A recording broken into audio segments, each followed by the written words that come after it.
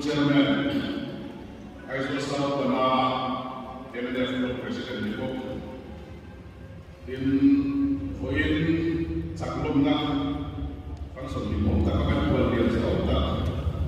Putoya, MNF Secretary Sa, and Senior Vice President today, and the museum, the book then MNF Secretary Sa, and who we are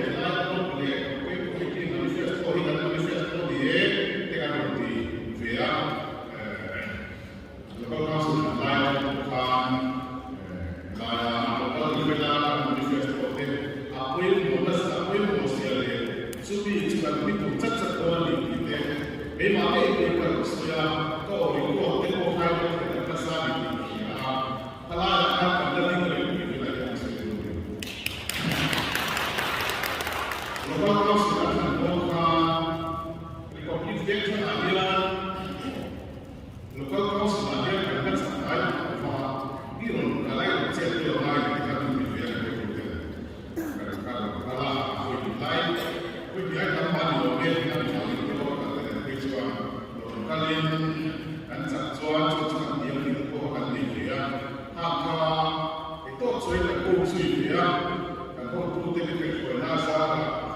republic fair ka ro to su kan to da kan ti ya so ka su di lo ke su be an ya ka na chua pasar in de lo wa republic fair ka la dia ma e tu traffic ka pasar ki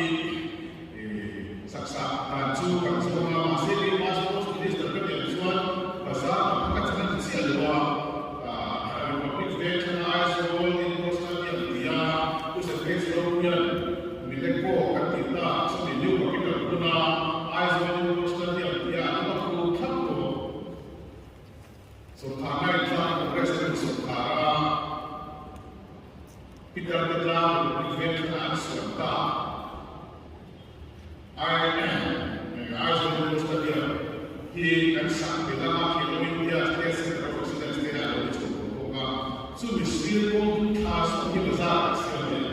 Cucu bahasa siapa tak ada kata berbeda kembali kalau di hatinya mau kita berbicara di film bahasa atau belum tentang bahwa sampai jual kalau tentang akan bersepi mana sir angkasan bahasa siapa itu ada yang kita soal apa yang soal yang kita covid soal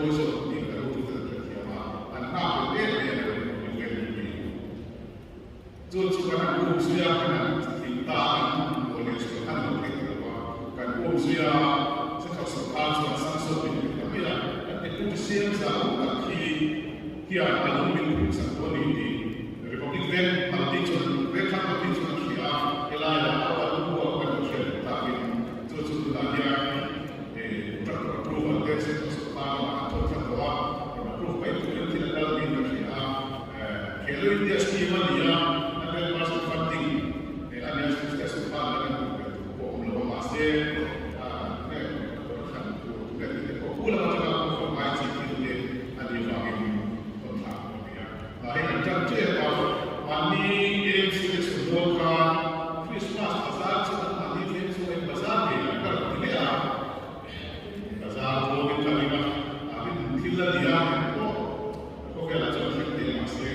Republik Vietnam dia pasal stadion ini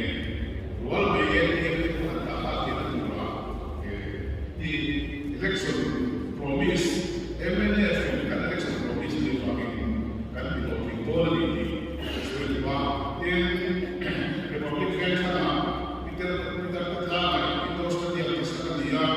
masih ada di kita memakai dia luar bukan di sudah kakuka di mana level election Nah, semua Republik Vietnam itu di dalam titik itu di nasional, wilayah kasih terpon, dan sampai dan tidak di ritual atau di suatu di ritual hotel kota mana cuaca itu hotel kota suatu buka hotel ekspor, tapi kan saya betul betul siap kami kan sulit ini. AFC kirikan bola,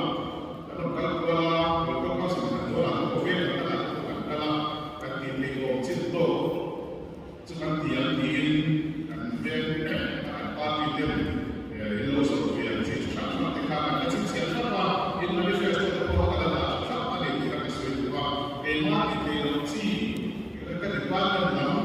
kayak dia aku sahaja dia kalau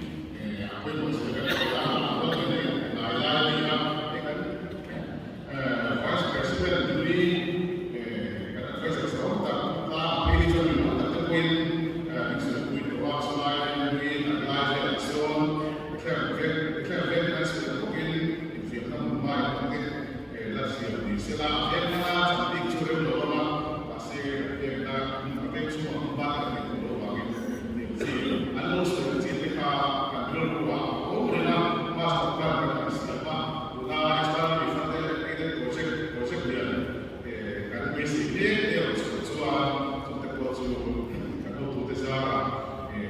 anu kita mereka nanti karena perché non si chiede senza perché bene non sia anche dai la quindi disposto a testate a quello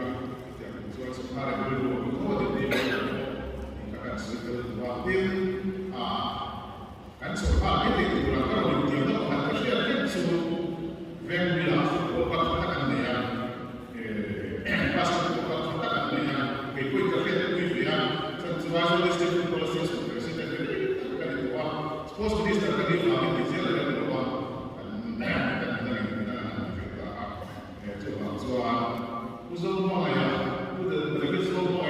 So, meeting the law. Very football club there, very basketball club, so can sponsor. So, para sponsor, the point I think company sponsor to Kamusa, kita masuk ke tingkat kalau tinggi. Dan jual nelayan ni akhirnya tak terhenti kita kopi ada pada kita kopi. Coba dengan dia nelayan kita,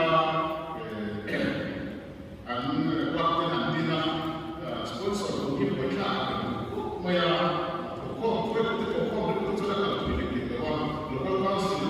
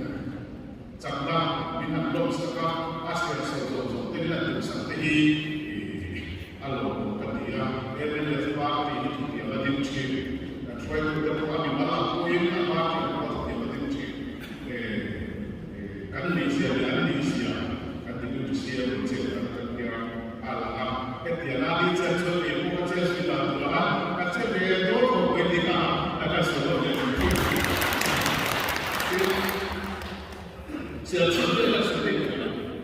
Saya cakap dia lah. By-election, corona,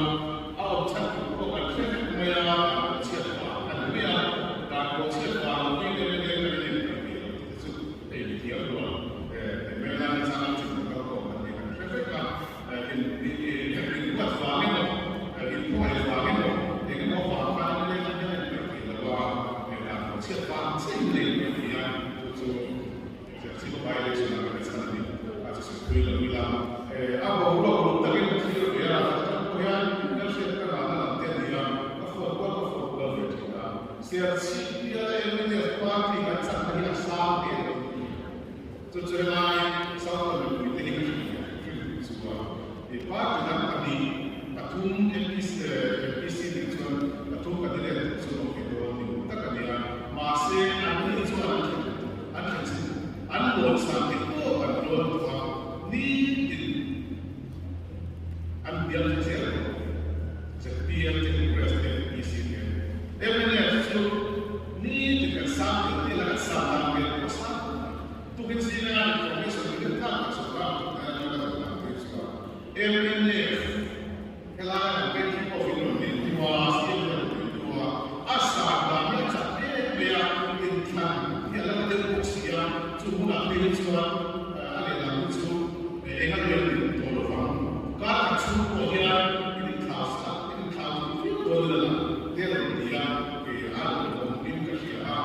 di kan tadi bukan bagian dari parti malas kalau saya dia serci di tersebut dia misalnya district so kan oma district headquarters so ruling party rohan kelaya ruling party rural to the area operation party operation rural the serci the tersebut kita akan melakukan bilang sebab misalnya district headquarters so ruling area ruling Jakarta district headquarters tadi efek apa yang serci pos kia tu dia mau dia tu antwa pelajaran akhir di negara kia kan sangat ki asal tuan dengan politik sehingga lagi politik terlalu rumah rumah tu kerja tu bukan masih saya dalam kira-kira tadi saya bilang kerja akan tidak kontak bukan semua ini sangat parti itu ini kita buat macam siapa cetak satu rumah ekspor dan dia di MLA dan biar ni kita district headquarters semua MLA semua akan support serci dia ni dikha boleh dia akan sulit ini.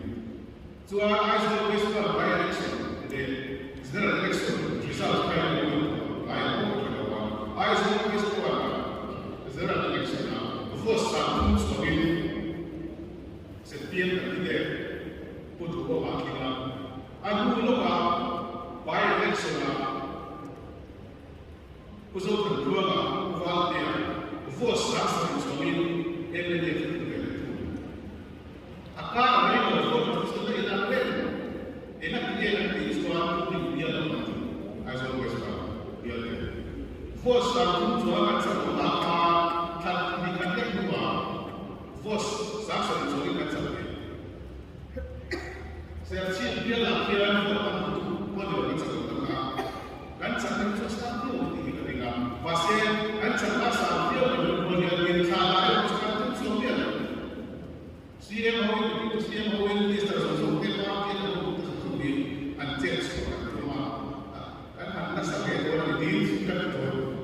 itu beri kalau ini kan soal macam apa yang menjadi malas orang kita dan atau dolar soal bayar seperti apa ini dia ruling MLA utlah covid kumai ruling dia sama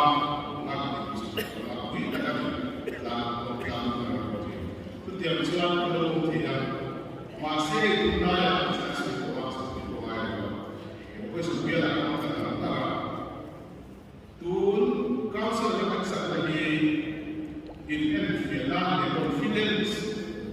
bin dom na pamilya ng kung sa pepe, kaya nila yan in Scott County, so nila in Candia here, ni Kapil ruling. Alam mo nila yung social side ng mga kaya that's why we are looking every country in West. So, Janilani is doing one. If we are actually okay, so what 16 Lama, and Lama, and the in the south, we are doing one. I say, so you don't have any benefits of Matakin, and maybe class some here, and then akan workers they MNF party dan tak sampai sini lagi. Boleh besar dan terlihat dan tidak boleh siapa lain yang akan berkuih. Mereka tidak akan berkuih. Dan kita akan cuba tetap setiap tahun kita boleh boleh siap bagi kita dia. Intan dia orang boleh kecuali tapi Allah terboleh apa? Diberikan istri. Maybe part of the land is already developed way back in Osaka, to the better idea to work figure in the street work. And that's the only thing to talk about. Say, guy, that's a way to